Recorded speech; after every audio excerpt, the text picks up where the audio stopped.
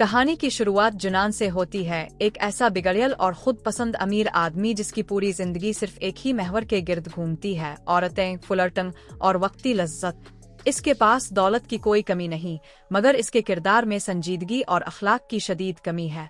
इसकी सुबह किसी नई लड़की के साथ शुरू होती है, दोपहर किसी और के साथ गुजरती है और रात किसी तीसरी को अपनी बातों और झूठे वादों के जाल में फांस कर खत्म होती है। इसके लिए मोहब्बत एक खेल है, एक ट्रॉफी है जिसे वो हर रात जीत कर अपने दोस्तों के सामने फख्र से पेश करता है। क्लब में बैठकर वो अपनी फतूहात की कहानियां ऐसे सुनाता है जैसे किसी जंग से वापस आया हो, और बड़े गुरूर से कहता है कि कोई भी लड़की हो, वो चंद लम्हों में इसे अपना बना सकता है। इसका दोस्त फाबीव जब मजाक में इसे इसकी उम्र और गैर जिम्मेदार जिंदगी का एहसास दिलाता है, तो जुनान का जवाब इसके गिरे हुए किरदार को मजीद बेनकाब कर देता है, क्योंकि वो कहता है कि अगर कहा जाए तो वो इसकी बीवी के साथ भी फ्लर्ट कर सकता है। यही वो लम्हा है जहां हमें अंदाजा हो जाता है कि जुनान किस हद तक खुद गर्ज और बेहिस इंसान है।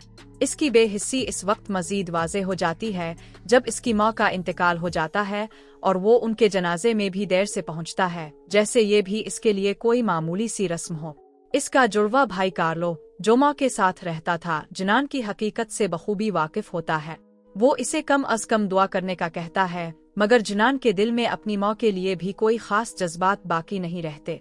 मायूस होकर कार्लो इसे माँ के घर की चाबियां दे देता है और कहता है कि जो सामान है ले जाकर ये बाब बंद कर दे। इसी घर में माँ की व्हील चेयर पर बैठकर पुरानी तस्वीरें देखते हुए जुनान माजी को बस एक लम्हे के लिए छूता है, फिर रेडियो ऊंची आवाज में चलाकर खुद को हकीकत से काट लेता है। इसी आवाज को सुनकर पड़ोस में रहने वाली अलिसिया वहां आती है और जुनान को व्हील चेयर पर देखकर इसे माजूर समझ बैठती है।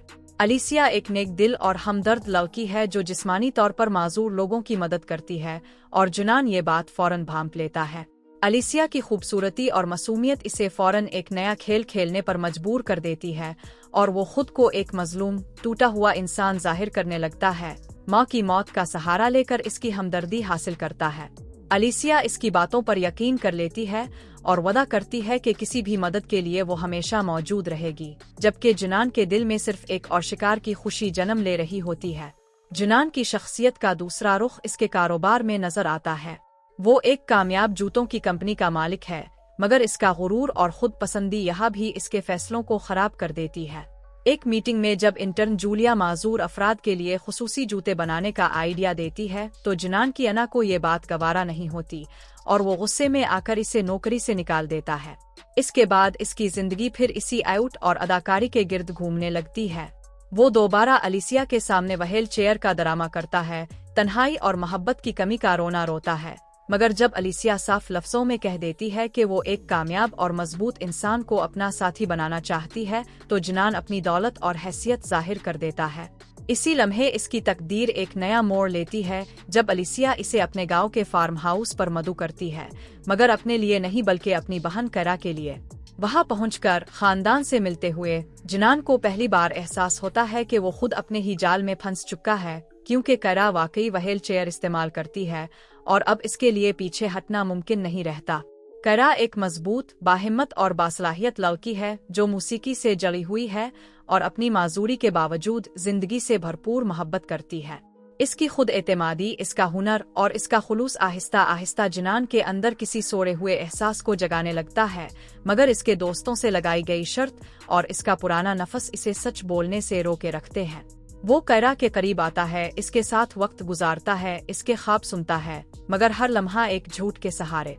जब वो इसके साथ जज्बाती कुर्बत हासिल कर लेता है, तो अपने दोस्तों को सबूत भेजकर अपनी फतह का ऐलान करता है, जबकि कैरा के लिए ये सब कुछ सच्चा और मुकद्दस होता है। यही वो फर्क है जो इस कहानी को दर्दनाक बना देता है, क्योंकि एक तरफ सच्ची मोहब्बत है और दूसरी तरफ एक बेहिस खेल। सच ज्यादा देर छप नहीं पाता। जब कार्लो अलिसिया को जुनान की हकीकत बताता है, तो सब कुछ बिखरने लगता है। अलिसिया का गुस्सा, कैरा का टूटा हुआ दिल और जुनान की अंदरूनी खालीपन इसे पहली बार खुद से सवाल करने पर मजबूर कर देता है। इसका बाप, जो खुद कभी इसी रास्ते पर चल चुका होता है, इसे समझाता है कि सच्चा प्यार जिंदगी में बहुत कम लोगों को मिलता है और इसे खोना सबसे बड़ी गलती होती है। मगर जुनान की आखिरी कोशिश, चर्च में मुजिजे का ड्रामा, भी नाकाम हो जाती है और सच सबके सामने आ जाता है। कैरा खामोशी से चली जाती है और जुनान अकेला रह जाता है अपने गुनाहों और पछतावे के साथ। ये तन्हाई ही इसकी असल सजा और असल सबक बन जाती है। वो अपनी जिंदगी बदलने का फैसला करता है, जूलिया को वापस बिलाकर माजूर अफराद के लिए जूते बनवाना शुरू करता है, मगर कैरा की मुआफी हासिल करना आसान नहीं होता। इसका इनकार जुनान को तोड़ देता है, मगर यही टूटना इसे एक बेहतर इंसान बनाता है। आखिरकार जब किस्मत दोबारा उन्हें मिलाती है तो जुनान अब वो शख्स नहीं रहता जो पहले था। वो सीख चुका होता है कि मोहब्बत कोई खेल नहीं बल्कि एक जिम्मेदारी है, और यही एहसास इस कहानी को एक खूबसूरत अंजाम तक ले जाता है। अगर आपको ये कहानी पसंद आई, अगर आपको लगता है कि सच्ची मोहब्बत वाकई इंसान को बदल सकती है, तो इस वीडियो को लाइक करें, चैनल को सब्सक्राइब करें और कमेंट्स में जरूर बताएं कि क्या जुनान वाकई मुआफी के काबिल था, कैरा का फैसला दुरुस्त था। आपकी राय ही हमारी अगली कहानियों की समत तय करती है, इसलिए अपनी आवाज जरूर शामिल करें।